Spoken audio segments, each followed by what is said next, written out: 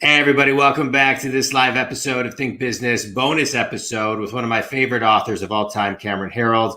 Cameron, I can't thank you enough for being on the show, founder of founder of the COO Alliance and Second in Command podcast, and author of some of my all-time favorite books, Vivid Vision, Free PR, The Miracle Morning, Double Double, and Meetings Suck. So welcome to the show. I appreciate you taking time to chat with me and our audience. My first question to you, Cameron, is on your newest book, Vivid Vision, which I loved. I thought it's a must read, I think, for every business person in the world.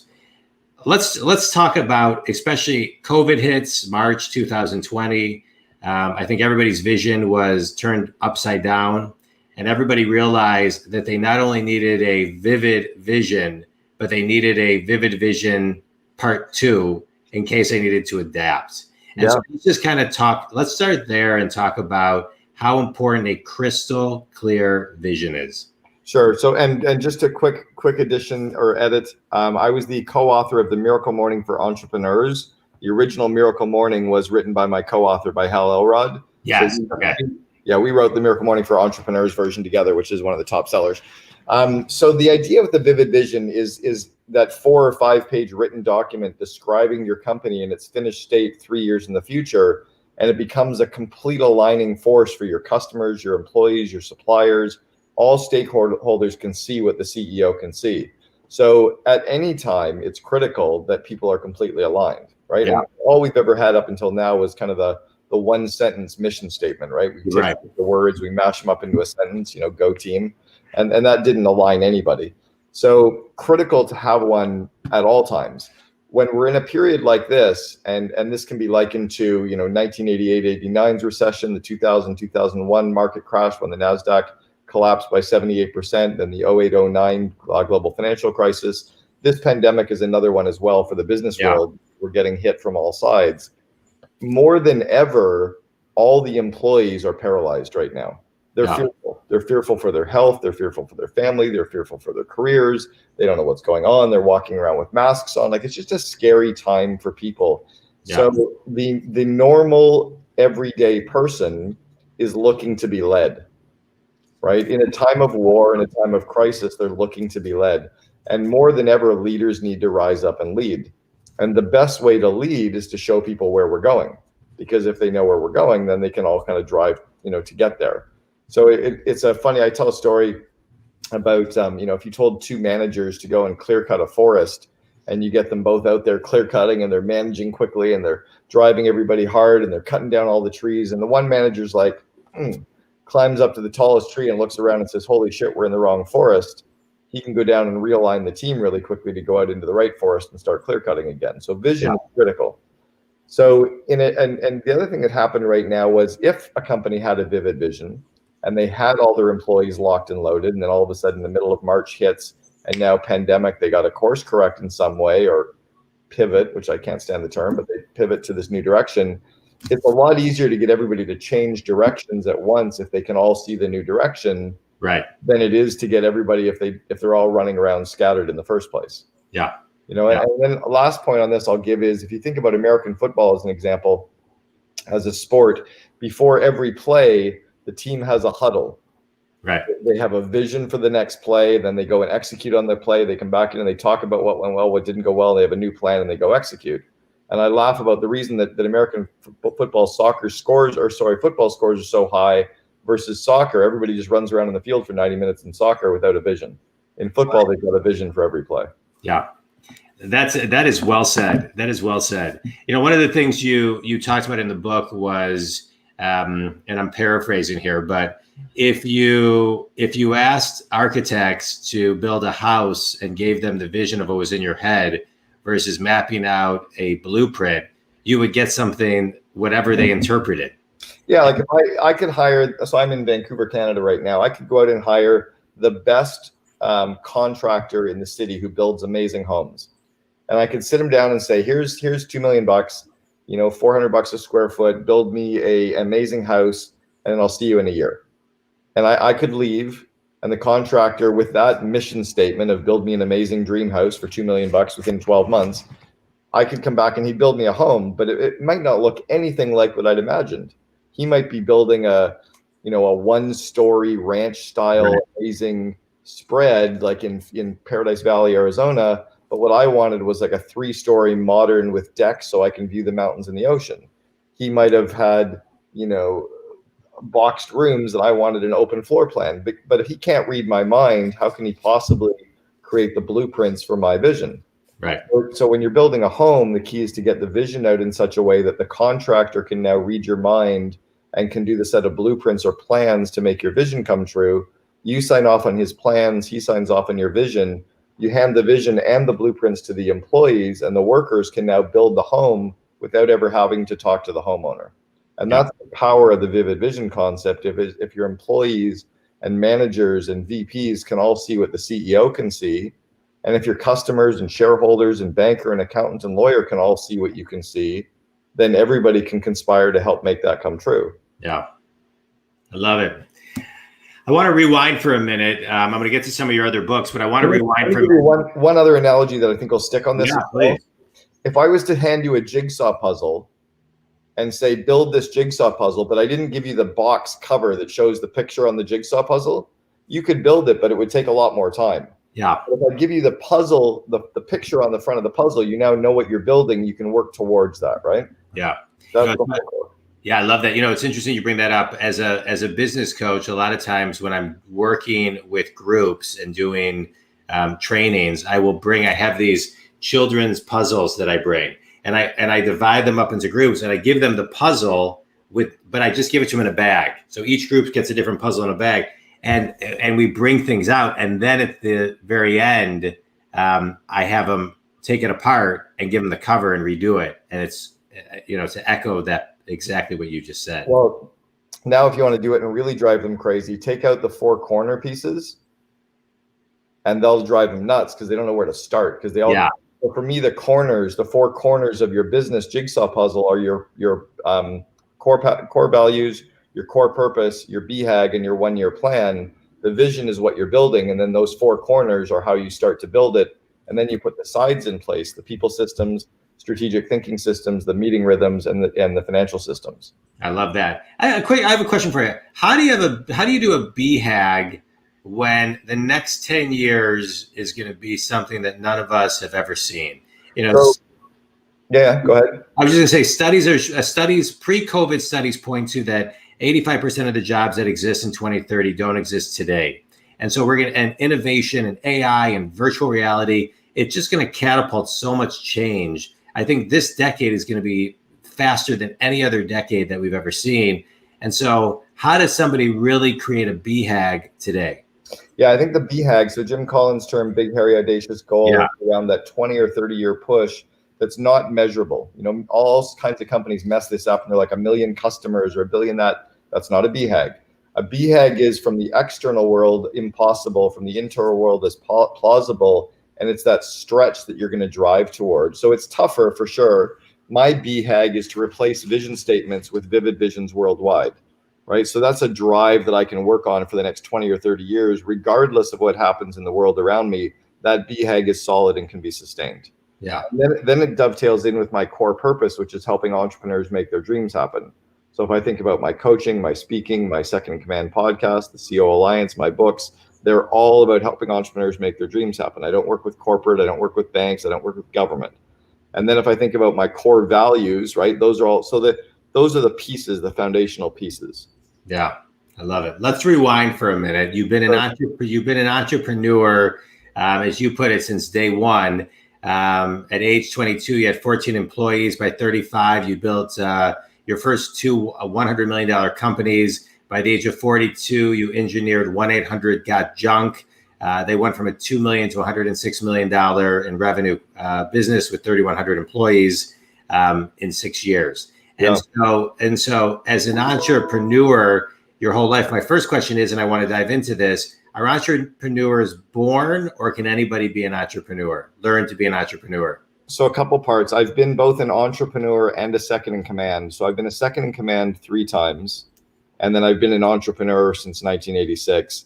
I think people have the entrepreneurial traits, the entrepreneurial DNA, or they don't. I don't think you can train someone to be an entrepreneur. And I think you can be entrepreneurial, which are the skills that you need. You can work on leadership and problem solving and tenacity, and you can work on sales skills and your platform skills and your marketing. Those are entrepreneurial skills. Yeah. But I think the entrepreneurial DNA, one of the DNA traits of most entrepreneurs is ADD.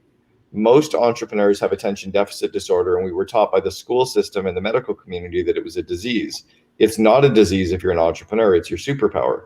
The fact that you're seeing everything and you're distracted by everything means you see what's happening with your customer, the supplier, the market, your website, the metrics, your economy, the financials, the P&L, like the pulse of your business. You see it all, but you're so distracted by it all that you see it and you're like, I got to deal with it. You pass it and delegate it to somebody. That's a strength as an entrepreneur. Yeah. But the teachers are saying, stay focused. Well, fuck, you can't focus as an entrepreneur because there's a million things going. So the teachers are horrible entrepreneurs, and the teachers are screwing up entrepreneurial kids by telling them to be something they shouldn't be. Yeah. And then giving you medication to be unlike your natural self. The second entrepreneurial DNA trait, and it's been nicknamed by the medical community as the CEO disease, is bipolar disorder. Bipolar disorder is not necessarily a disorder. If I gave you the 11 traits of bipolar disorder, most entrepreneurial CEOs have 9 to 10 of the 11 traits. And if I read the same list to bankers, doctors, and engineers, they're at 2 or 3 of the 11 traits. There's a definite type there. The mania of bipolar is why people will quit their jobs and join your startup. It's why they'll invest in your crazy scheme. I just invested in another company today, and then I bought DoorDash on the IPO. Like, those are the manic things that entrepreneurs do that the classic, balanced human doesn't do. But, sometimes we have the more calculated risk because we see the trends. The stress and depression is simply us course correcting because we're running at this 9 out of 10 energy. And then it's magnified because we have our house on the line and we haven't told our spouse that we're not drawing a paycheck for 3 months. And we're trying to recruit that senior VP to come and join us, even though we're not sure we can meet payroll in 2 weeks. Those are crazy stresses that our friends can't understand. Yeah. So bipolar isn't a disorder. It's a strength of an entrepreneur. So no, you can't train that into somebody. You can have the DNA of an entrepreneur and you can have the skills of an entrepreneur. And when you mesh them both together, it's powerful. Yeah. Yeah, that's well said. I mean, there's such gifts. I'm dyslexic, and I've always looked at it as such a gift because I'm able to see things in ways that a lot of people just can't. Yeah, I won. There's an award given out by the International Dyslexia Association every year to one person in North America. Bruce Jenner got it. Barbara Corcoran got it. I was given it 4 years ago. It's called the Pinnacle Award by the International Dyslexia Association. Yeah, as someone who's overcome severe learning disabilities and done well in their business career. Same, man. I cannot write down numbers to save my life. I always thought girls were giving me the wrong phone number, and I didn't know if they didn't like me or if I just wrote it down wrong again. Yeah. And for me, sometimes it's like retrieval. It's interesting. Your book I retained very well, but a lot of times, like, I'll read a book and then I'll think, God, what did I read? And then it'll come to me in the exact moments that I need it. So, well, and some of that is the ADD component of you as well, right? Because you're reading the book, but you're also thinking about how to apply it to the business. So then you're reading the page, but you're actually stuck on the spreadsheet in your mind. Yeah. That's what's hard. Yeah. There's no such thing as a 10-minute book for me because as I'm reading it, I'm applying it in so many different ways. And then I promote it and I talk about it it's very hard for me. So I'll read a page of a book and then I have to reread it and then reread it again. But that's But I just that's what makes you strong as an entrepreneur. Yeah. That would make you horrible as an engineer or a doctor. But we don't want to be engineers and teachers. Oh, I couldn't be an engineer. I took when I was 30 some years old, I knew something was wrong with the way I was learning. And so I called my therapist and I got a 5-day IQ test. I went in for 2 hours every day. And my mechanical reasoning, Cameron, was a 1%. I mean, I have a 14 and 17-year-old, but I could never put together a toy. I mean, it was, yeah. So you said something really interesting, and I want to go back to it, which was when you're reading a book, it's hard for you because you want to apply it. Now, I don't know if you do this on purpose, but I've been manic about this for the last few years. I'm really frustrated with people reading another book a week, a book a week, a book a week. Couple reasons. One, it's too random. Two, it's adding a bunch of random ideas to your to-do list. Yeah. And three, it's stressing you out because you don't feel like you're doing enough. So what I want people to do is figure out what are the core projects on my list this quarter that I'm working on. Yeah. And go read a book related to those projects. Well said. So that now what you're learning is related to stuff that you're doing. Yeah. So then if what you're reading is making you do stuff, good, because it's about the stuff that you were doing in the first place. Yeah. Yeah. I want to tell you, I'm reading this book right now. Have you read this book? The Art of Learning? No. You'll send me your address after, and I'm going to send it to you as a thank you. Okay. It's by Josh Waiskin. He's the Searching for Bobby Fischer kid. Okay. It's brilliant. The book, I'm loving every single page. I think you'll love it. I think you'll love it. Right. But to your point, to me, I'm in like a end of year learning mode, and so this book is like this is a great book. Yeah. I have a course that I'm launching in first quarter around leadership skills for leaders. So it's around coaching, situational leadership, delegation, problem solving, conflict management, kind of the core 12 skills that all leaders need. And I should be reading and devouring content about launching courses. So I'm listening to Jeff Walker's book on the product launch. Oh, sure, yeah. Right, like, so that's what I'm doing is reading stuff about what I'm working on. So then if the idea makes me distracted, at least it's distracted towards a goal that was already on my list. Yeah. Not to something that's shit, now just added more work to my plate. Yeah. Yeah. I love it. I love it. So let me ask you a question. What does it take in today's world? One of the things that I think is hard for people is they've been laid off, they've been furloughed, and many people, not all, but there's a big handful of people that are starting their own companies. My sister-in-law started a company doing virtual work for companies all over the country. And so what's kind of the first step for somebody when they're starting that business and creating not only a vision, but a business plan? Yeah. So the first part is to think, am I starting a business that will employ a whole bunch of people or people that can replace myself? Like, am I starting a company, or am I going to be doing fractional work in the stuff that I love doing for lots of companies? Yeah. Right? So am I going to be a chef who goes and cooks for 12 people, or am I going to be a chef that opens up a restaurant and has 12 employees and we deliver food, right? Yeah. Am I going to be a copywriter for 10 companies, or am I going to be a copywriting company with a bunch of employees? Do you follow? Yeah, 100%. The first is to decide, are you becoming an entrepreneur or are you becoming entrepreneurial? If you're becoming entrepreneurial and you're going to do your craft, like copywriting or marketing or whatever, sales for multiple companies, charge 3 times what your effective hourly rate would be if you had a full-time job. So let's say that you want to make $200,000 a year, your hourly rate's $100 an hour, so 40 hours a week, 50 weeks a year is $200,000. If your hourly rate $100 an hour would give you $200,000. When you're doing copywriting, say at $100 an hour, only a third of the time are you being paid for your work.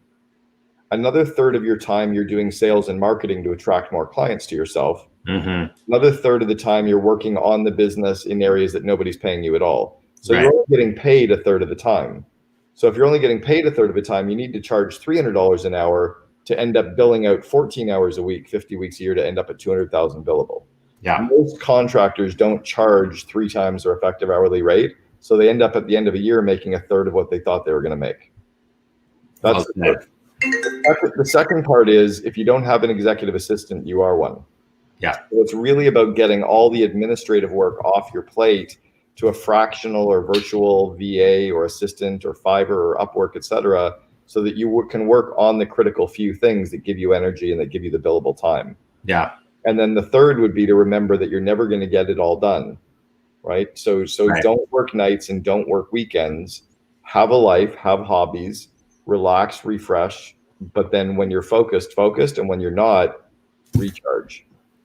I think all of that is great. And I think if you don't have an executive assistant, you are one is one of my new favorite lines. That's a great one. Because that is true. That is true.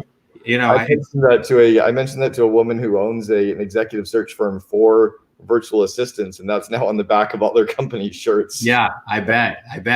I mean, I see it when I'm coaching, when I'm teaching classes, whatever it is. these people are so overwhelmed, they don't understand their hourly rate, and they're doing $5 an hour work, and they should, and yet their hourly rate is $3, $4, $5, $6, $100.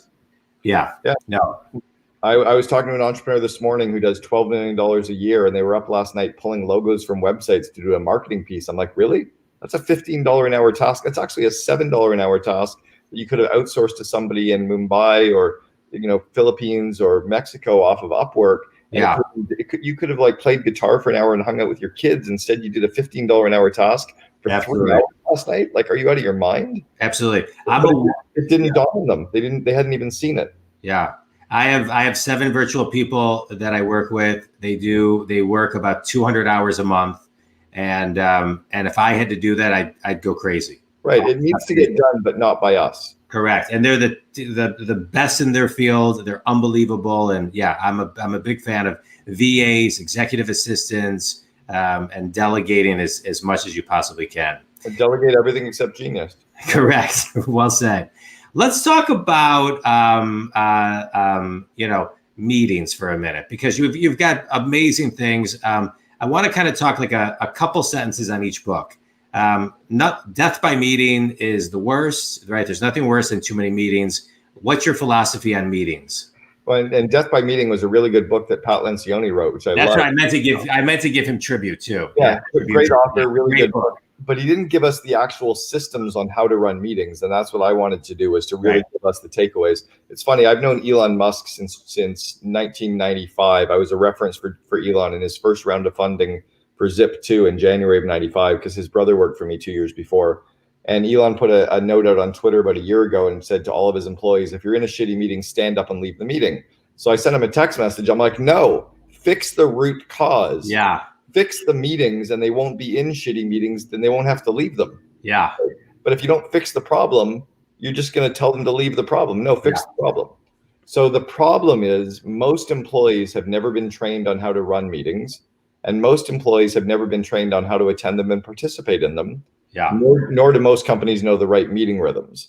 So Meetings Suck was written for every employee at every company to read, to learn how to run them and attend them at best. And it's like a $15 investment for somebody who's already spending 60 grand a year, and they spend an hour a day in meetings or on Zoom calls.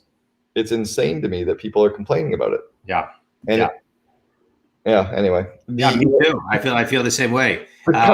We would never send our kid off to Little League baseball without teaching him how to hold the bat and how to catch a ball and throw a ball, because our kid would come home from Little Leagues going, baseball sucks. It's like, no, Johnny, you suck at baseball.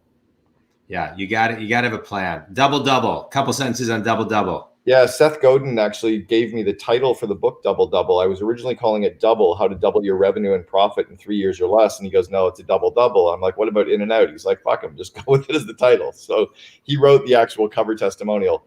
Double is how to double your revenue and profit in 3 years or less. And it's basically 26% growth 3 years in a row gives you a double on both. So I give you, and I've always built franchise companies. So I have to write the very specific, easy to understand systems that the worst franchisee in the worst market can actually perform well in. So I give you the actual step-by-step systems on how to grow your company. Yeah, I love it. Miracle Morning for Entrepreneurs. I'm a big fan of The Ideal Morning. I love Hal's book, The Miracle Morning. Your book is also great. A couple sentences on that. Sure. So it starts off with Hal's savers, which are the silence, the 1 minute of silence in the morning, then your affirmation, which is the positive saying that you have for yourself, your visualization, which might be listening to or reading your vivid vision, getting some kind of exercise to kickstart your day, a little bit of reading. And I actually like listening to the books, and there's no downside to listening to a book versus reading one with your eyes. No. And then scribing, which is your journaling. And I use the 5-minute journal or a normal journal for that. And then we also get into the rest of the success habits to run your day, to hire a second in command, and to leverage a vivid vision. I love it. Free PR. Dude, we landed 5,200 stories about 1-800-GOT-JUNK that were individual, unique stories, and we never used a PR firm. And that was before we had Facebook or LinkedIn or Twitter to share them. So I give you the step-by-step instructions on how to land free press coverage. I've been in the physical print edition of Forbes, Fortune, Inc., Success, American Airlines, name the newspaper. I've been covered in all of them in the print editions and obviously online, Oprah, etc. but I give you the step-by-step instructions on how you can land free PR without having a PR firm. I love it. All right, Cameron, you ready for a quick speed round? Sure. That was slow. Yeah. Favorite book and why? Endurance by Albert Lansing, about Ernest Shackleton's journey. A spectacular true story 100 years ago about an explorer from England whose ship wrecks in the Antarctic. The men have to live on ice floes and an island, and about almost 2 years later, they're rescued after 3 of the guys go 700 miles by rowboat and cross a mountain range. It's only ever been done once in the Antarctic. Spectacular story. It's now read as a leadership story because there's so many leadership lessons. Steve Jobs had it as one of his top 3 books of all time as well, with Autobiography of a Yogi and Ayn Rand's Atlas Shrugged. Wow, those are good. That sounds amazing. Best piece of wisdom you ever received? The answer is yes. What's the question would be one of them that just came to mind. It was my dad. So my grandfathers were entrepreneurs, and one of my grandmothers, as was my dad. He raised all 3 of us to be entrepreneurs. He said, the answer is yes. What are you buying? Which is, when a customer wants to buy something, find a way to give them that. Yeah. And North Americans spend all their time trying to create these cool ideas and sell it to people that aren't looking. Why don't we just find out what people are looking for? Yeah, I love it. One word, define yourself in one word. Real. I was going to say passionate, but just real. I'm like a small town kid from Northern Canada. I love it. My last question. To all of the people graduating college right now in a world that looks so differently than they thought it would, one piece of advice for them. Dude, it looked different from the way I thought it was going to look back when I graduated. It's about who you know, not what you know, sadly. It's not really about everything you learned in college. Work on your network. Yeah. Get to know people, get to build relationships with people. You know, it's about who you know, not what you know now. Yeah. I actually have one more question. My last question. For those who are listening now, later, in the future, anytime, because these live forever in wild ways. Of all your books, if somebody had to start with one, which one should it be? Wow, that's cool, Spider. I would say start with the Miracle Morning for Entrepreneurs. Okay. I think the morning success habits will really set anyone up, regardless of what you do and what role, with a really good start to your day. Yeah. It covers the vivid vision concept and focus and some great systems in there. Yeah, I think it's a really good one. Lewis Howes wrote the foreword for us. Great. Yeah. I love it. Cameron, I can't thank you enough. I agree with you. I cherish my morning routine. I think it's so important to kick off my day. But I can't thank you enough for taking time to, well, first of all, thanks for writing all the books. Thanks for sharing all your knowledge. Thanks for putting it in something that somebody can buy for I don't know exactly how much they are, $9.95, $19.95, whatever they are, it doesn't matter. Under $20, you can get a lifetime of knowledge, so much information that can catapult and accelerate anybody's business. I have benefited from all of your books. I'm very grateful for all of it.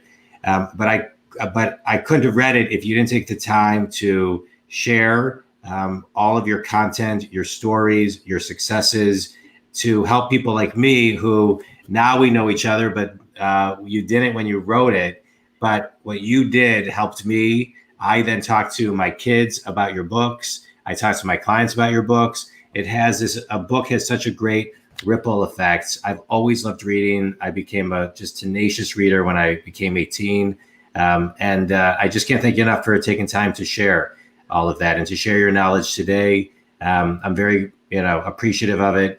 And I hope it plants seeds in others to, whether they write a book or not, to share, be real, have a vision, and pay attention and raise the level of consciousness of how they're doing things. Because I think your books do that. They raise the level of consciousness of how things can be done more effectively. And in a decade that we're going into, which is going to move in dog years as far as pace wise, we've got to all be top of our game and find the tips, the tricks, the best practices that allow us to be just efficient as possible. So Thank you so much. Tell people how they can get a hold of you and buy your books. Yeah, for sure. And also definitely check out the Second in Command podcast. Anywhere you listen to podcasts, subscribe to that. Everyone interviews the CEO for all these great brands. We're only interviewing their second in command. So we will never interview the CEO, but some of the best brands that you know of, like Shopify, 1-800-GOT-JUNK, Cleveland Indians, Bumble, we've interviewed their COO to get the rest of the story. All of my books are available on Amazon, Audible, and iTunes. CameronHerold.com is the main website for all the resources, and then the COO Alliance.com if your company is greater than 5 million in revenue. Great. Cameron, thanks, man. I appreciate your time, and thanks everybody for listening. Stay on for 2 seconds. Thanks. Thanks, everybody. Appreciate it.